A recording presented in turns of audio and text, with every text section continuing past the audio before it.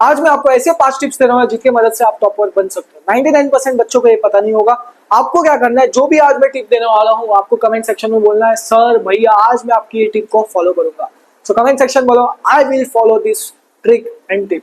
सो आज मैं आपको ऐसे 5 टिप्स देने वाला हूँ जिसको आपको फॉलो करना है। अगर आपने फॉलो नहीं किया तो शायद से आपका टॉप मारने का सपना सपना रह जाएगा। लेकिन पर मैं एक चीज बता रहा हूँ, कोई जरूरी नहीं है कि आप ये 5 टिप फॉलो करो, पर अगर आप ये फॉलो करोगे तो पक्का आपके अच्छे नंबर निकलेंगे। सबसे पहला हमारा टिप आ जाता है मास्टरिंग एनसीईआरटी। आपको एनसीईआरटी मास्टर करना पड़ेगा, मतलब आपको एनसीईआरटी पढ़ना पड़ेगा।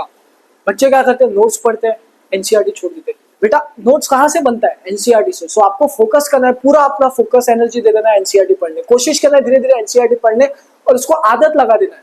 जो भी आपका, अगर आप मान लो साइंस पढ़ रहे हो कोई भी चैप्टर, आपको एनसीईआरटी से पढ़ना है। नोट्स पढ़ा, उसके बाद आपको एनसीईआरटी पे जाना है, एनसीईआरटी पढ़ना है। फिर क्वेश्चंस जो बनते हैं घुमा फिरा के ट्विस्टेड, सब एनसीईआरटी से आता है। एनसीईआरटी को बिल्कुल इग्नोर मत करना। जिस दिन आपने एनसीईआरटी को मास्टर करना सीख गया, जो आपका कॉन्फिडेंस रहेगा वो बढ़ जाएगा।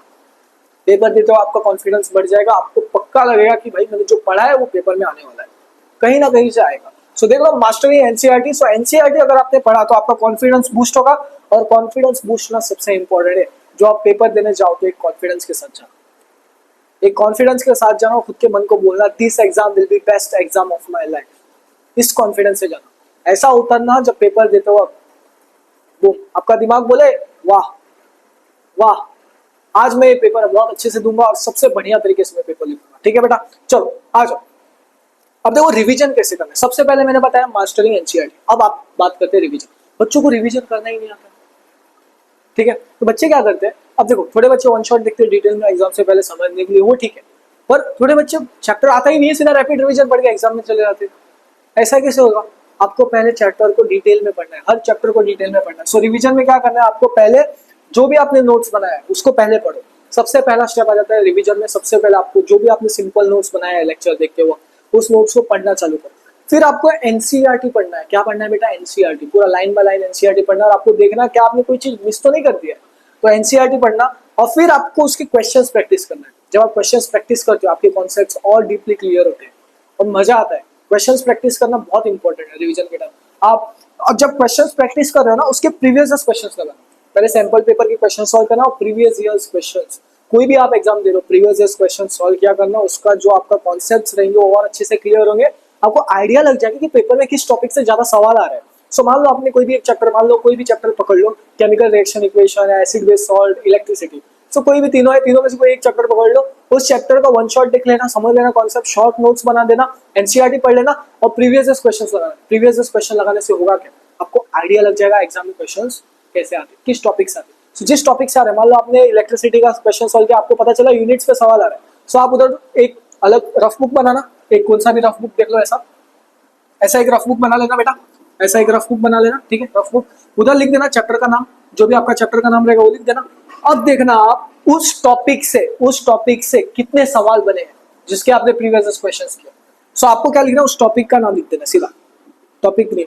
उसमें एक हो गया यूनिट्स हो गया, फिर आपको पता चल रहा है उधर देखने के बाद न्यूमेरिकल्स में क्वेश्चन आ रहे हैं, सो न्यूमेरिकल्स कर देना। ऐसा एक बुक बना देना, और जब रिवीजन का टाइम आता है ना, तो ये पूरे बुक के जितने भी टॉपिक्स थे उसके सारे सवाल कर लेना एग्जाम से पहले। सो सबसे पहले आपने चैप्टर पढ़ा, चैप्टर के लिए नोट्स किया, एनसीईआरटी देखा और आपने क्वेश्चन सॉल्व किए जिसमें आते सारे आपके प्रीवियस ईयर्स क्वेश्चन। और सबसे इंपॉर्टेंट, ये सब करने से पहले अपने दिमाग को तैयार रखो कि मुझे कुछ करना है, फोड़ना है, इस बार बहुत मेहनत करना है और इस बार मैं करके दिखा दूंगा, लोगों को साबित कर दूंगा, पूरी दुनिया को दिखा दूंगा मैं कर क्या सकता हूँ। और ये बात सिर्फ तुम्हारी पढ़ाई की नहीं है, रियल लाइफ की भी है।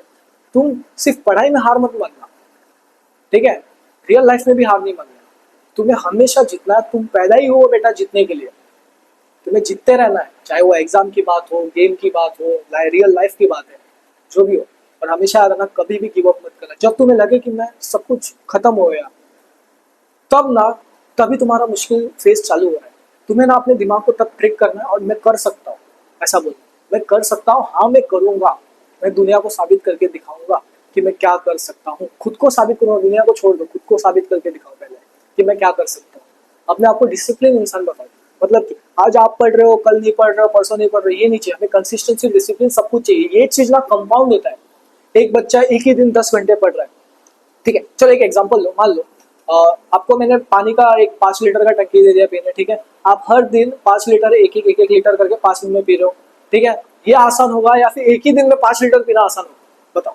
तो सेम चीज इज रिलेटेड विद पढ़ाई। पढ़ाई है, आपको हर दिन 1 घंटा करना है। आप एक दिन 5 घंटे पढ़ोगे तो बहुत मुश्किल हो जाएगा, बहुत ज्यादा मुश्किल हो जाएगा, ठीक है, ओवरडोज हो जाएगा, समझ रहे हो ना। सो ये चीज इंपॉर्टेंट है, कंसिस्टेंसी और डिसिप्लिन दोनों चीज बनाए रखना अपनी लाइफ में। ये आपके पढ़ाई नहीं, रियल वर्ल्ड में भी काम आएगा। जब आप पैसा कमाने जाओगे, जॉब में लगोगे, बिजनेस करोगे, काम करोगे। पर एक चीज हमेशा रखना, अपनी सोच को इतना बड़े रखना, बहुत बड़ा रखना। कभी छोटा मत सोचना लाइफ में, बड़ा सोच रखना, अपनी सोच को बड़ी बनाए रखना, टारगेट्स बड़े रखना अपनी लाइफ में, ठीक है बेटा। आ जाओ आगे देखो, आगे देखो रूल सी।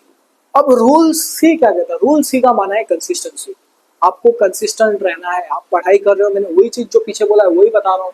आपको हर दिन पढ़ते रहना, पूरा दिन काउंट होता है। मान लो आपने एक दिन पढ़ा, एक दिन पढ़ा, ठीक है, एक दिन 2 घंटे पढ़ा। अब देखो, अब यही 30 दिन तक करोगे, 30 डेज तक करोगे, तो कितना होता है बेटा? 60 घंटे। 60 घंटे पढ़ना क्या कम है? क्या 60 घंटे पढ़ना कम है? नहीं बेटा, ये हर चीज कंपाउंड हो रहा है। सो आपको डेली पढ़ते रहना है, कंसिस्टेंसी बनाए रखना है। आप खुद देखोगे धीरे धीरे करके आपका सारा पोर्शन कवर अप हो गया है। तो कंसिस्टेंट होते हैं टॉपर्स, क्या होते हैं? कंसिस्टेंट होते हैं। आपको भी कंसिस्टेंसी बनाए रखना पड़ेगा। आपको धीरे धीरे करके ना जो बुक रहता है उससे प्यार करना पड़ेगा। धीरे धीरे बुक से अपने प्यार करना पड़ेगा, पढ़ाई से प्यार करना पड़ेगा धीरे धीरे, क्योंकि टॉपर्स वही करते हैं। उनको बुक्स के अलावा कुछ दिखता ही नहीं है। पर मैं बोल रहा हूँ, आप पढ़ाई भी करो, खेलो कूदो, लाइफ को भी जियो अच्छे से। अभी जो बचपन है ना, अभी 10th स्टैंडर्ड है ना, ये आपका बेस्ट क्लास होता है। 10th स्टैंडर्ड, सच बता रहा हूँ। मैं भी जब 10th स्टैंडर्ड में था, मुझे 10th स्टैंडर्ड बहुत अच्छा लगता था। पर एक चीज याद रखना, 10th स्टैंडर्ड में एंजॉय किया, बेस्ट क्लास होगा 10th। उससे 11th 12 उतना मजा नहीं आता। 10th स्टैंडर्ड में बहुत मजा आता है, खूब मजे करो, खूब मस्ती करो। पर जो तुमने सोचा है ना कि मुझे ये करना है, तो करके ही रहो, ठीक है। एक और चीज बता रहा हूँ, जब आप पेपर दोगे, ठीक है, पेपर लिखते हो, आपके दिमाग में एक चीज आना नहीं चाहिए कि मैं काश मैंने थोड़ा और पढ़ लिया होता। ये एक रिग्रेट वाली सेंटेंस आपके दिमाग में नहीं आना चाहिए, समझ रहे हो। तो अब भी जी जान लगा के मेहनत करके पढ़ लो। रिग्रेट नहीं होना चाहिए कि मैंने काश मैंने थोड़ा देर और पढ़ लिया होता, ऐसा नहीं होना चाहिए। पेपर दे दो, बोलो यार मैंने थोड़ा और पढ़ लिया रहता, अच्छे मार्क्स आ जाते। नहीं, ये नहीं होना चाहिए। आज एक्शंस लो, खत्म कर दो चीजें, रिग्रेट नहीं करना लाइफ में, ठीक है। चलो नेक्स्ट देखते हैं। नेक्स्ट है पीवाईक्यूज। प्रीवियस क्वेश्चन आपके लिए बहुत ज्यादा इंपॉर्टेंट है, बहुत ज्यादा। आप ना पूरा पीवाईक्यूज भी कर लोगे ना, पीवाईक्यूज इधर से इधर से इधर से, कम आपका 50% पेपर इधर से ही बनता है। प्रीवियस क्वेश्चन उसी टॉपिक से बनता है, 50 to 60%। सो प्रीवियस क्वेश्चन जितना हो सके उतना करो। हर एक चैप्टर पढ़ रहे हो, उसके प्रीवियस क्वेश्चन लगाते जाओ, लगाते जाओ, लगाते जाओ, प्रैक्टिस करते जाओ, करते जाओ, करते जाओ, हो जाएगा। क्वेश्चंस पढ़ो, पीवाईक्यूज करो, क्वेश्चंस पढ़ो, पीवाईक्यूज करो, ठीक है। टॉपिक पढ़ो, पीवाईक्यूज करो, चैप्टर करो, पीवाईक्यूज करो, पीवाईक्यूज करते रहो, आपका काम हो जाएगा। टॉपर यही करता है, टॉपर प्रीवियस क्वेश्चंस को इग्नोर नहीं करता है। हम क्या करते हैं? हम प्रीवियस क्वेश्चंस को छोड़ेंगे, नोट्स किया, टेक्स्ट बुक किया, हो गया, खत्म। अरे पीवाईक्यूज करो, प्रीवियस क्वेश्चंस करो, आपको आइडिया तो लगेगा क्या आ रहा है पेपर में। आप प्रिडिक्ट कर सकते हो, एक पैटर्न समझ जाते हो कैसे आ रहे सवाल, ठीक है। चलो अब नेक्स्ट देखो। नेक्स्ट टॉपर होता है ना, वो टेस्ट को इग्नोर नहीं करता है। अब बच्चे क्या होता है, स्कूल में टेस्ट रहता है, ट्यूशन में टेस्ट रहता है, हमारे भी ऑनलाइन टेस्ट होते हैं, उसको इग्नोर कर देते हैं, अटेंड नहीं करते, स्किप कर देते हैं। तो टॉपर ना हर एक टेस्ट अटेंड करता है। आपका अगर मार्क्स कम आ रहा है ना, कोई बात नहीं, कुछ गलत नहीं हुआ है, आपका मार्क्स कम आ रहा है। बच्चे हंसते हैं ना, दोस्त हंसेंगे, बोलेंगे कम मार्क्स आया, हंसेंगे, हंसने दो। एक टाइम आएगा जब तुम हंसोगे अच्छे मार्क्स लेके आके, ठीक है। सो अपने टेस्ट को मत छोड़ा करो। टेस्ट देते हो आपके मार्क्स कम आते हैं, तो आपको पता चलता है आपकी रियल परफॉर्मेंस क्या है, किस लेवल पे हुआ। अब मान लो लेवल 1 पे आपके टेस्ट में मार्क्स कम है, आपको सोचना है कि मैं लेवल 2 पे जाऊंगा, लेवल 3 पे जाऊंगा, लेवल 4 पे जाऊंगा। ऐसा बढ़ते रहना लाइफ में। लाइफ में एक जगह अटक नहीं जाना, आगे बढ़ते रहना, समझ गए। सो ये इंपॉर्टेंट है, टेस्ट आपके लिए बहुत ज्यादा इंपॉर्टेंट है, टेस्ट को करते रहना। और एक और चीज बता रहा हूँ, जब आप पढ़ रहे हो, ये मेरे तरफ से फाइनल टिप है, जब आप पढ़ रहे हो आपका दिमाग बोलेगा तेरे से नहीं होगा, तू नहीं कर पाएगा, सो जा, मोबाइल चला ले, रील्स देख ले। पर आपको आपके दिमाग को ट्रिक करना है, और ये लड़ाई आपकी खुद से है। So it's you versus you. आपको खुद को हराना है, खुद के लिमिट्स को हराना है, खुद के लेजीनेस को हराना है, खुद के अंदर जो रहता है ना, वो एक इंसान जो तुम्हें हमेशा डिस्ट्रैक्ट करता है, उसको हराना है। खुद से जितना, ये जंग तुम्हारी है, खुद से है। It's you versus you. अगर आपको हमारा वीडियो अच्छा लगा है तो चैनल को फटाफट से सब्सक्राइब कर देना।